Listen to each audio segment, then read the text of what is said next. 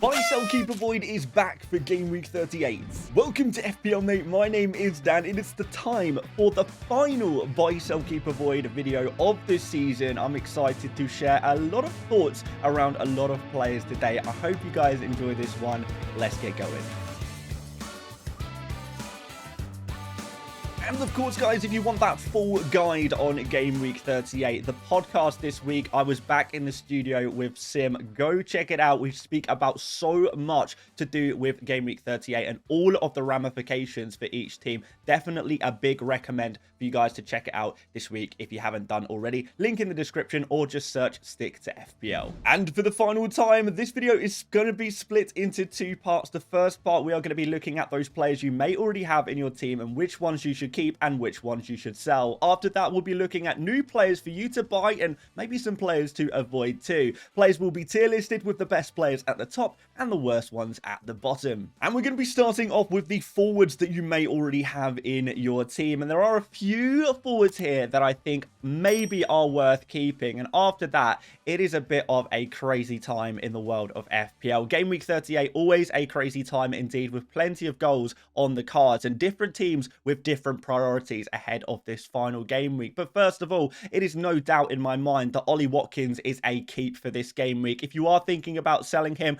think again. He is a player who's going to be great for your team for this final game against Manchester United, with nothing to play for United and everything to play for Aston Villa. They will be looking to secure a win and hopefully get some kind of Champions League place as they did last season. So a big player to keep there. Wissa is also going to be a keep after his fabulous form. He's putting up some of the best data in the forward positions. You may even argue he is putting up the very best data among all forwards in FPL right now. So even though Wolves away, it's not necessarily an amazing fixture for Wissa. Every fixture's amazing when you're in this kind of form. Over 4 XG we've seen with 5 goals, and also a little bit of creativity there as well with a couple of assists to his name in the last 6 game weeks. And my final keep here is actually going to be Chris Wood. Now this is an interesting fixture against Chelsea, and it could actually be fairly low scoring, with both of these teams needing to get that win to try and get a Champions League place. Of course,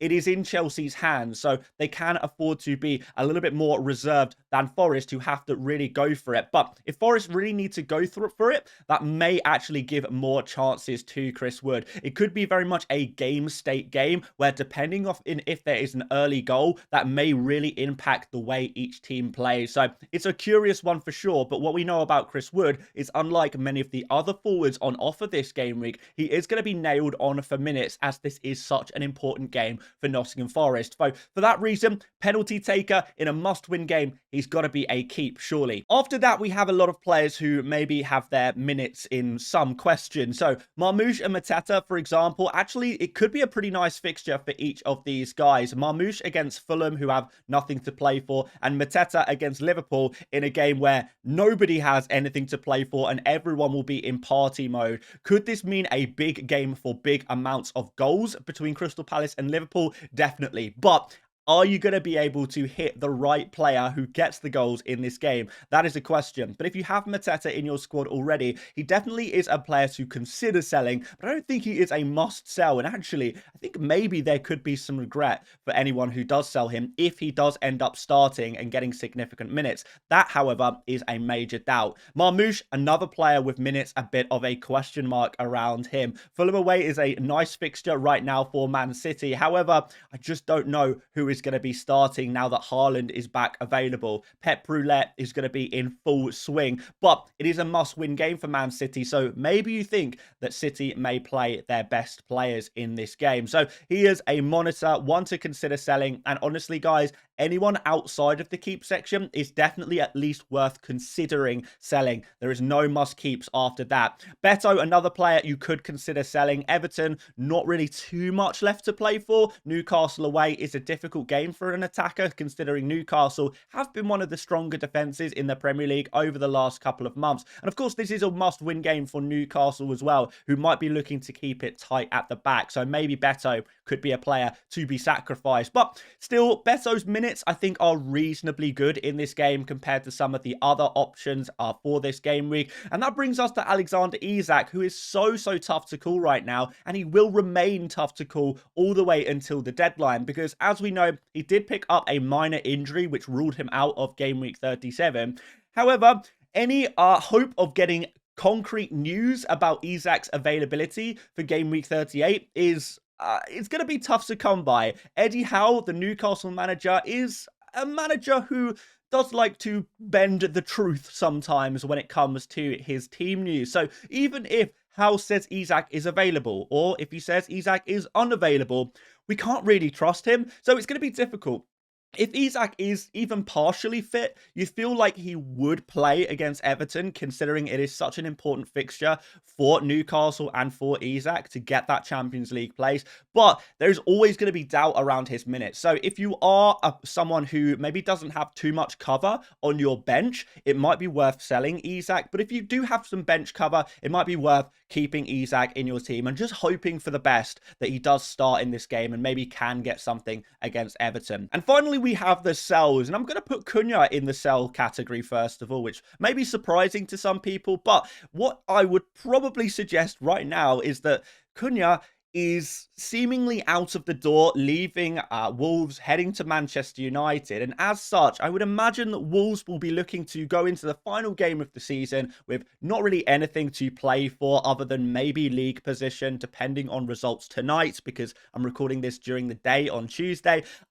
So it might be that Wolves set up with players who they know are going to be at the club next season, because why would you play a player? Why would you risk injuring a player or, you know, a player getting suspended in the case of Cunha if there is a big sale about to happen for him? It doesn't seem like there's too much point in playing Cunha in this game. So even though it would be great if he was available, I just feel like he is a player who is at major rotation risk this week. And I don't think even like if he does play, I don't know if it is necessarily worth keeping him, considering there are going to be some better options, which we will be covering later on in this video. We've also got Delap here in the sell category. Similar situation to Cunha. It looks like he's out the door, and as such, his minutes have been reduced as Ipswich look to really make sure they are prioritising the players who are going to be at the club next season. So despite a nice fixture against West Ham, Delap is going to be rotation risk again. And as for Jamie Vardy, scoring his 200th goal in his 500th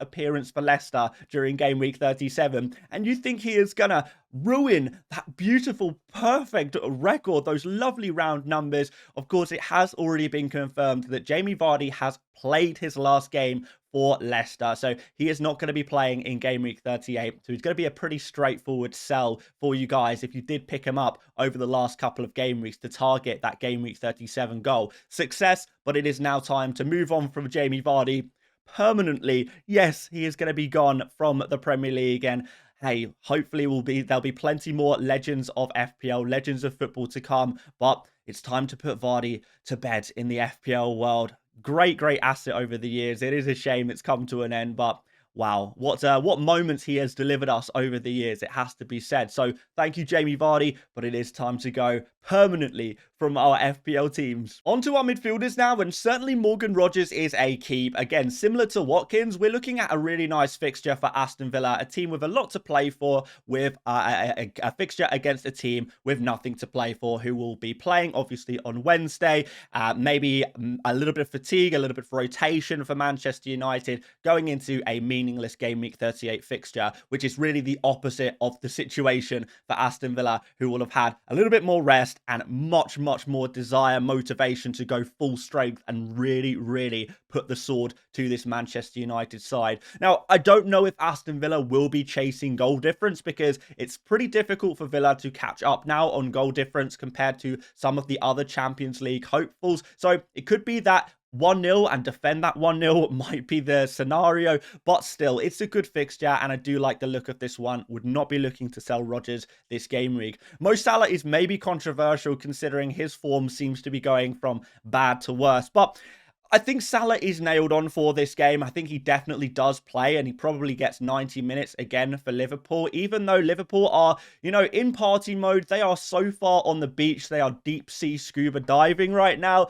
They are still going to be trying to help Salah get some records or beat records or push records further. That's kind of what Salah might be aiming to do in this final game in Game Week 38. And of course, he will also be a penalty taker. Now, looking through the fixtures this week, and we're going to go through this a little bit in more detail. We'll deep the fixtures a bit more in tomorrow's video, which is going to be a special video, strategy video for you guys for Game Week 38.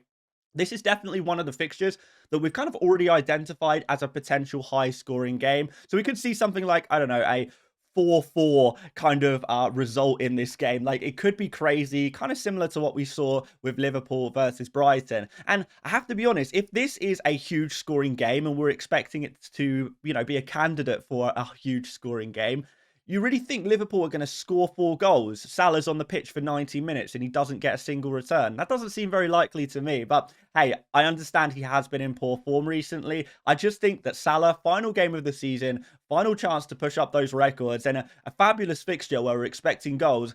I don't really see a player I would be happy to move Salah to this week. I think he's absolutely fine for this game week. And I'm saying that as someone who doesn't have Salah in my team. So I'm not even trying to be biased towards my own players right now. Salah is a player I fear in Game Week 38. And if you have him already, particularly if you are winning mini leagues, defending rank, he is going to be definitely a player you do want to keep in your team because he can do some damage if you don't have him in your team. That's all I'm going to say on that. De Bruyne is an interesting one. I think there is some rotation risk here, but generally it's a good fixture. You would hope that De Bruyne does start in this game because it is so important for Man City, and De Bruyne is so important for Man City. Would be his final game for Manchester City as well, which is, again, crazy to say, but something tells me we might not have seen the last of De Bruyne in the Premier League and indeed in FPL. But I think generally he is a keep. There is going to be some concern, some rotation risk, but I think the benefits outweigh the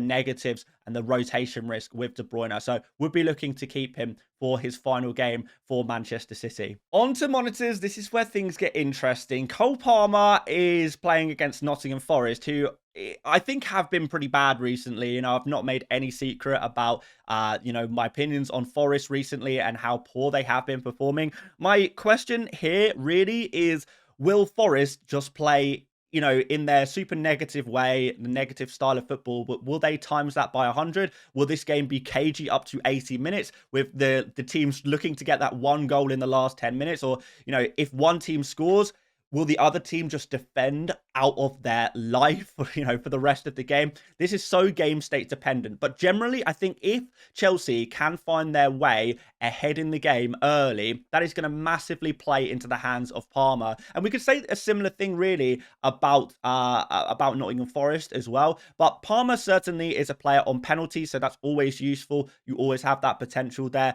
He is obviously a player who is at the heart of a lot of what Chelsea are doing right now.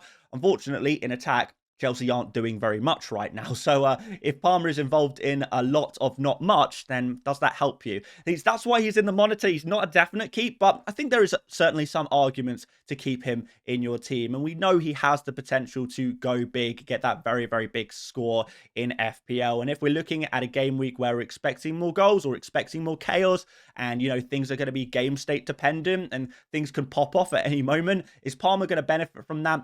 Possibly, but at the same time, I do wonder if this could be one of the cagier games with two teams playing against each other with so much to play for that Champions League place. After that, we've got the Crystal Palace guys. Now, I think Eza and Sarr are two players who are, without doubt, at risk of rotation right now.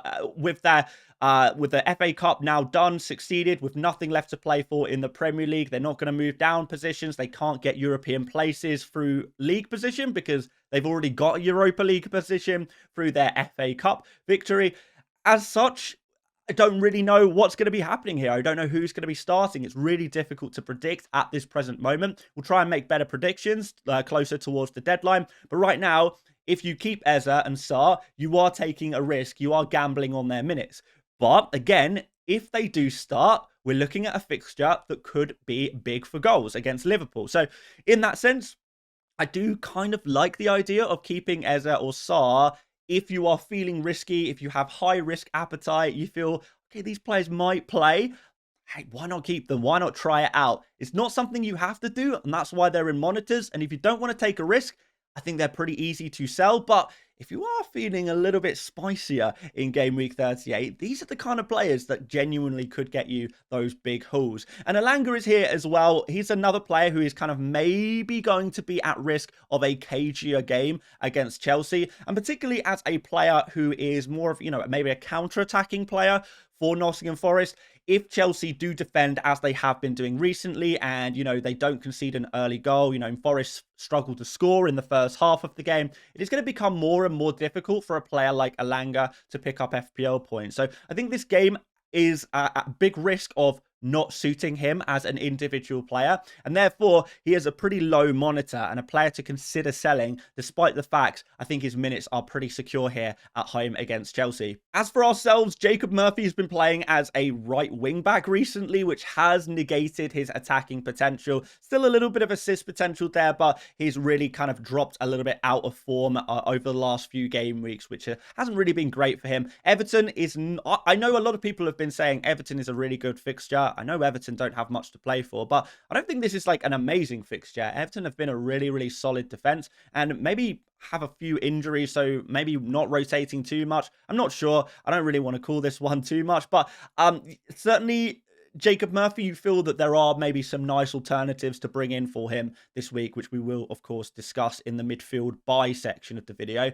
Bruno Fernandes, coming off the back of the Europa League final, is going to be rotation risk. On the beach, difficult fixture against Aston Villa, who will be looking to get yet another clean sheet. Aston Villa have been great for clean sheets recently, which does make Fernandes a pretty worrisome FPL asset this game week. And Iwobi against Man City, yeah, I don't think we're touching this one. A pretty easy sell, and we'll be looking to replace him this week. As for defenders, I want to just say this first. I probably would say that we're not going to make too many transfers in defense. Some people might need to make some defender transfers this week, but for most people, you probably just stick with what you've got because we're expecting a high scoring game week in general. We see that in game week 38 every year. It's always high scoring. I think generally speaking, any defender transfer is unlikely to be more worthwhile than attacking transfers. But some of you guys might have injuries and suspensions, thin defenses right now, or maybe you're just happy with your attack already and don't feel you really need to make any transfers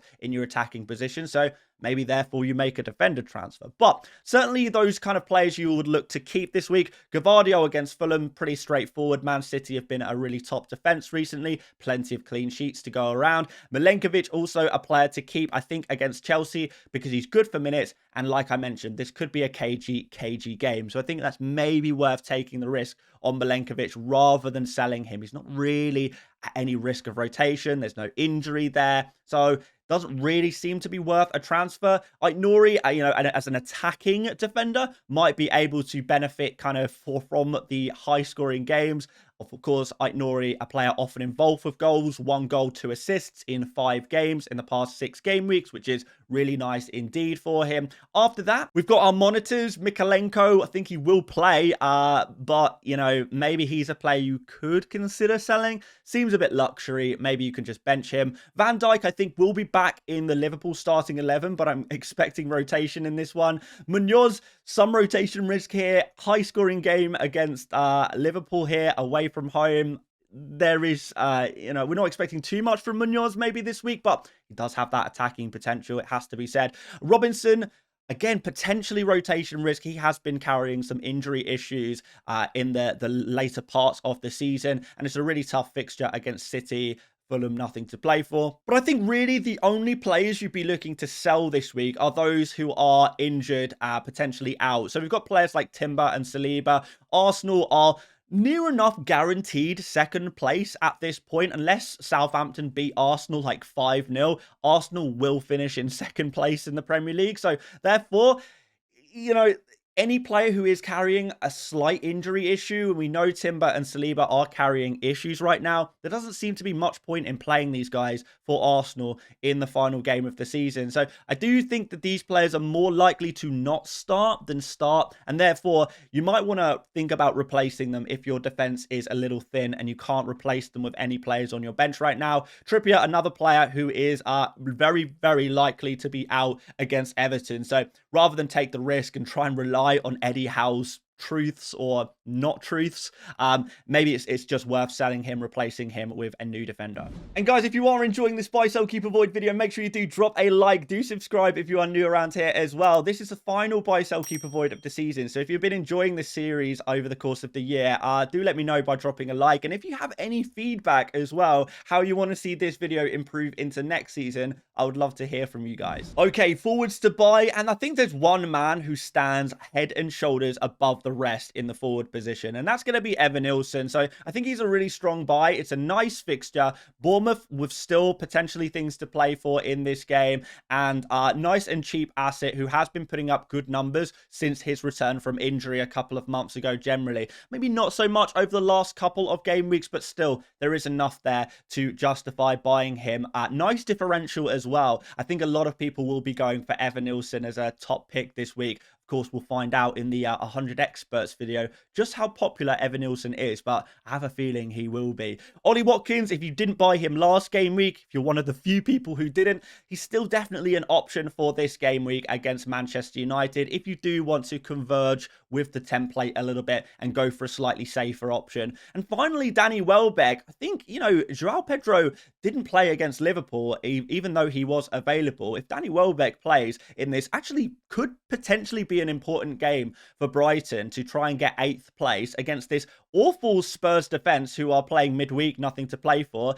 Maybe a Brighton attacker genuinely could be really interesting this week, and not enough people are talking about Brighton attackers ahead of game week 38. So maybe Welbeck is your answer. Do you want to take a risk on João Pedro's minutes? Maybe some of the midfielders? I actually kind of like it. If you want to go different, Brighton attack is maybe the way to do it. For our monitors, if you haven't got Wissa, you definitely could consider buying him. Haaland is expensive, maybe a little bit rotation risk.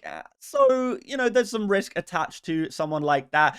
But again, you could potentially go for him if you want to take a big gamble ahead of game week 38. Kai Havertz, another big gamble. Are his minutes secure against Southampton? Only just coming back from injury. Are we going to see him start? Or will it be another substitute appearance from him? That I cannot tell you. Arsenal are going to be rotation chaos, I feel, in game week 38, with so many of their attacking players now available for game week 38, with Havertz being one of those names. We've got Chris Wood here as well. Even though I probably would keep him if I had him, I don't think I'd be looking to buy him necessarily this week. There are just better options right now. And we're looking to avoid Marmoush with the rotation risk. His ceiling is just not as high as someone like Haaland, so I don't think I'd go there. Of course, Isak with his potential injury, if you don't have him already, you're probably not going to buy him at this point. And of course, Cunha, as we mentioned earlier, is a player who will have substantial rotation risk. Now he looks to be out of the door at Wolverhampton Wanderers. For those midfielders, there's actually a lot of pretty nice midfielders with pretty nice fixtures this week. So let's start with the buys here. Jared Bowen seems a pretty obvious buy. He's getting an attacking return near enough every single game week right now.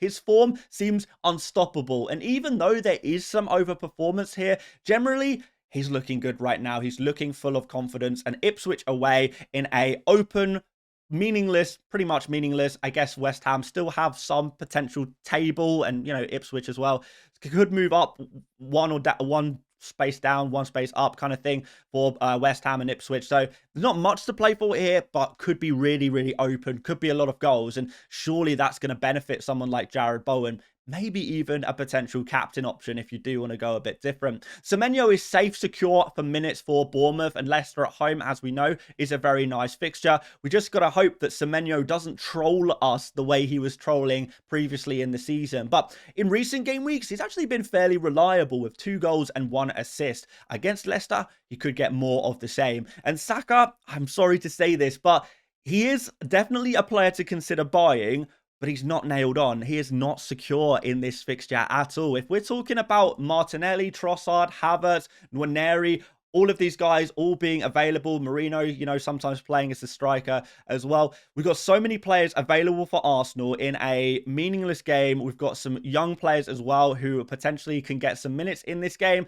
Is Saka really going to be playing in this kind of pointless game of football?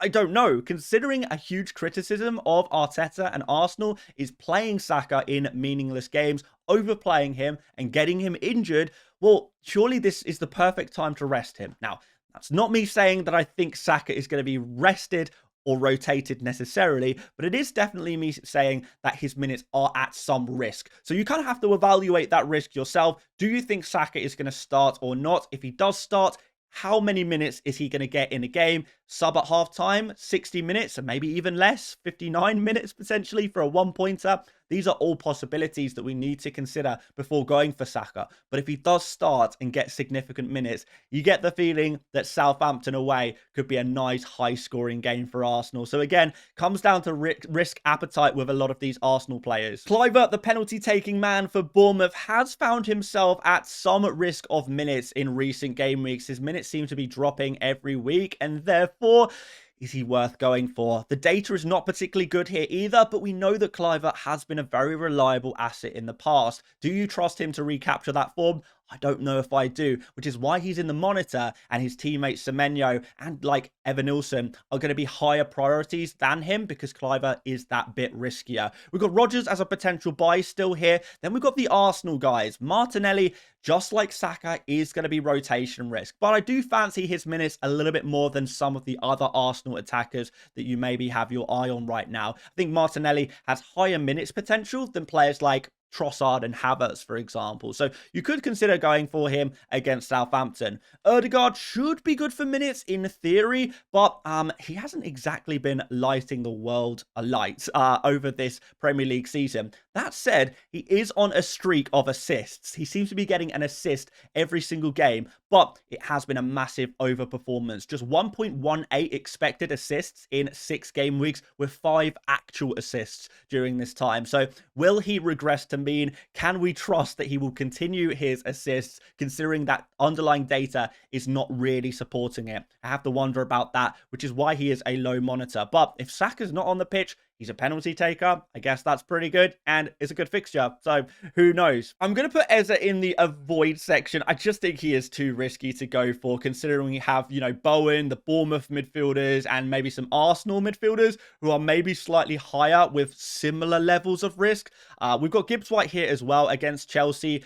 It's going to be a cagey game, as we mentioned. And Trossard is potentially going to be leaving Arsenal over the summer. So I do wonder, again, we spoke about players who are definitely going to be in their teams next season are more likely to get minutes in game week 38 in the more pointless games, the more meaningless games. And Trossard maybe falls into the category of a player who might not be prioritized for minutes in game week 38 because he might be out the door this summer. We don't know that yet, of course, but it is something to consider. And I do rate his minutes potential a little bit lower than some of the other Arsenal attackers that we have on offer this week. Defenders to buy. If you absolutely must buy a defender this week, you're probably looking at Arsenal against Southampton. Kivior and White are here as potential options here. They should be good for minutes ahead of this game week with the injury issues Arsenal have in their defence. And Kirkes, with his attacking potential in a nice fixture for Bournemouth against Leicester, could be pretty nice here as well. These are the kind of defenders I'd be looking at going for. We maybe need to look at some of these other guys as well. If you don't have Gavardio, it might be a good idea to get him, particularly if you're looking to defend your rank right now. A lot of people have Gavardio. If you don't, he will be scoring points against you. Wan-Bissaka is also in here as a potential interesting buy against Ipswich, but we could see goals in this game between West Ham and Ipswich. Can we rely on Wan-Bissaka's attacking potential that he has seen under Potter? Maybe. Cucurella is an interesting one as well. If we're looking at this being a cagey game, maybe Cucurella could benefit from that one, and that's not including his attacking threat there. Ezri Konsa, I expect to keep a clean sheet, but I wonder if there are just more interesting, more high points potential defenders to go for. Don't get me wrong, Konsa with a goal in game week 37, amazing, but we're not expecting that every game week. Howson, I don't really see too much point in going for him ahead of the likes of Kirkes, particularly as Kirkes has has, you know, same clean sheet potential, more attacking potential. Dan Burn, I think if you have him, he's absolutely fine. But again, not really a player I'd be looking to buy this week. And Saliba, with his injury issues, yeah, I don't think he's even going to play. So, yeah, he's going to be an avoid straight up. If anyone is making goalkeeper transfers this week, fair enough. Let's just whiz through this. Martinez and Sells, if you have them, I would look to keep them. The players I would look to sell are players like Turner and Fabianski, if I had to. Maybe just because there is maybe some risk of some goalkeepers with maybe less to play for, maybe getting rotated. We do see in Game Week 38 is often an opportunity for teams to play their second choice goalkeeper. So if you've got like Turners and Fabianski who are, you know, super rotation risk anyway, could it be worth maybe selling one of them and, you know, replacing them with a goalkeeper who you know is going to play? So you definitely are going to have a playing goalkeeper in Game Week 38.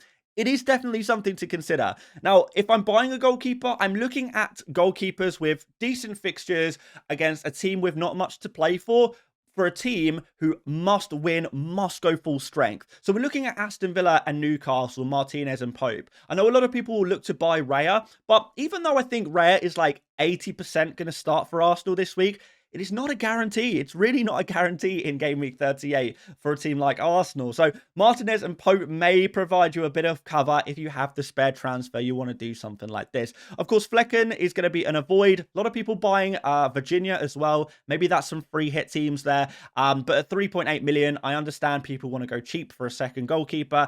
I don't think this is the week to cut corners on a second goalkeeper if you're looking to buy someone new.